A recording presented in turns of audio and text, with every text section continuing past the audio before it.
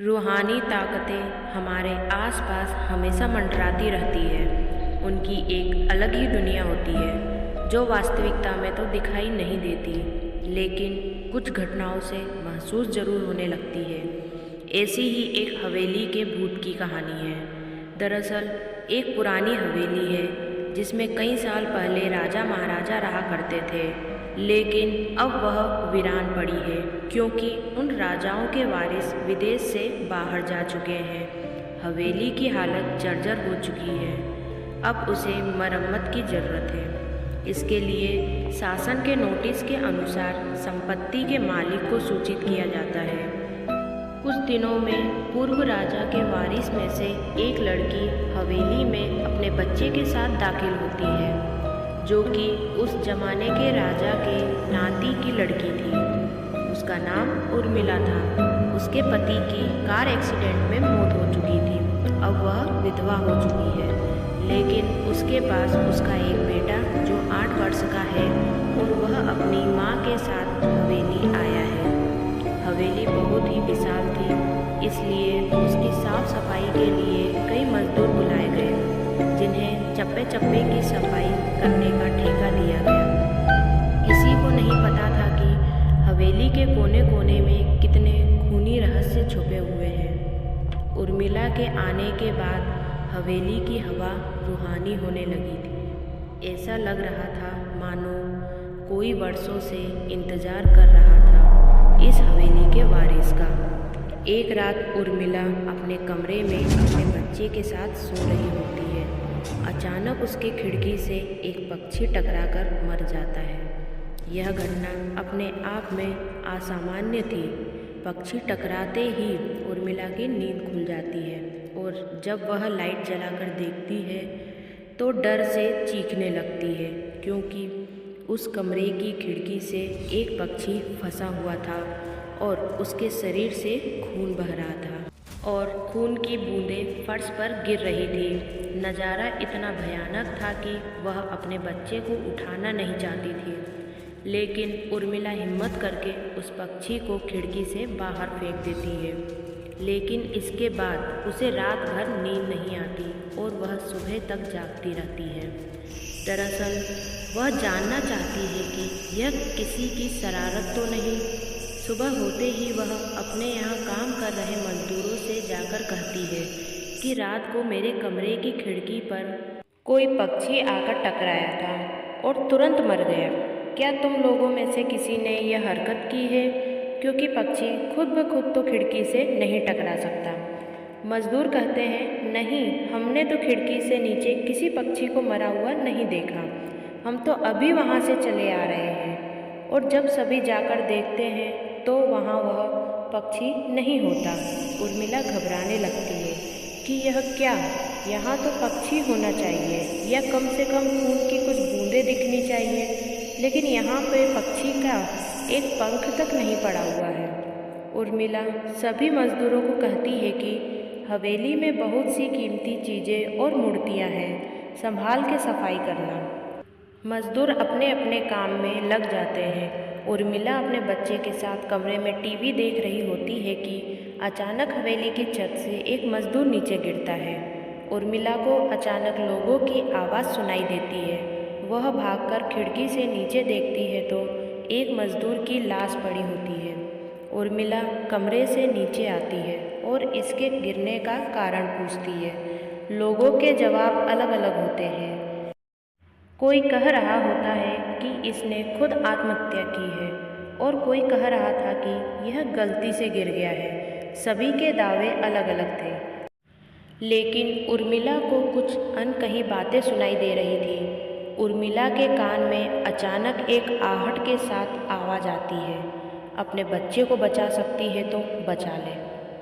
उर्मिला यह वाक्य सुनते ही अपने कमरे की तरफ भागने लगती है, क्योंकि कमरे में उसका बच्चा अकेला टीवी देख रहा होता है। जैसे ही उर्मिला कमरे में पहुंचती है तो उसका बेटा खिड़की से कूदने ही वाला होता है कि उर्मिला उसका पैर पकड़ लेती है और वह खिड़की से लटक जाता है। उर्मिला पूरी ताकत से उसे ऊपर खींचती है, लेकिन बच्चा फिर भी कूदने की जिद कर रहा होता है।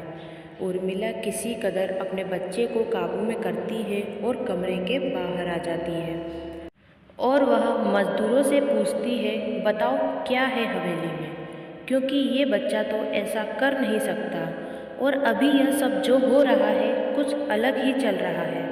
तभी एक बूढ़ा मजदूर उर्मिला से कहता है, बेटी ज़्यादा जानना हो तो अपने पूर्वजों की कहानी पढ़ो, तभी तुम्हें इस हवेली का इतिहास पता चलेगा। इस हवेली की कहानी की किताब इसी गांव के सरपंच के घर में रखी होती है, जो कि बहुत साल पहले मर चुके थे, लेकिन अब भी उनके बेटे के पास यह किताब मौजूद थी। उर्मिला सरपंच के घर पहुंचती है और किताब ले लेती है।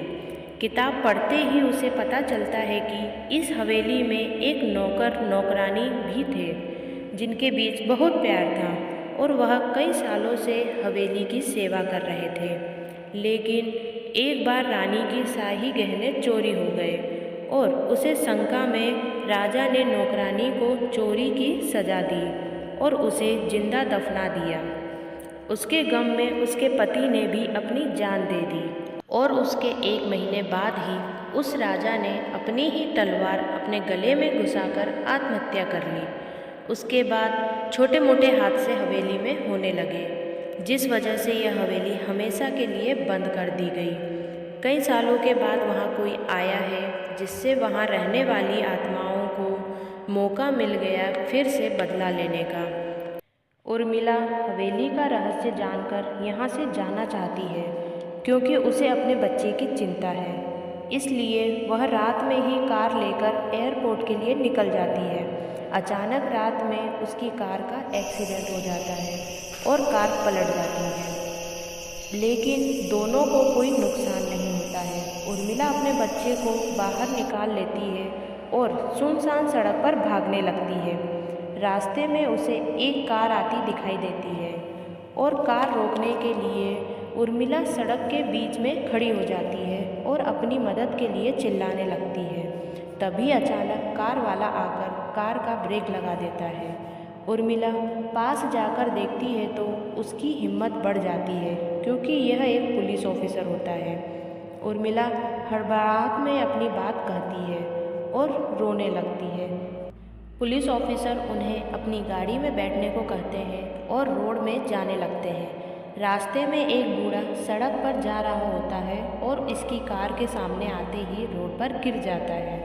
पुलिस ऑफिसर गाड़ी से उतरकर उस व्यक्ति को देखते हैं। बूढ़ा व्यक्ति बेहोश हो चुका था।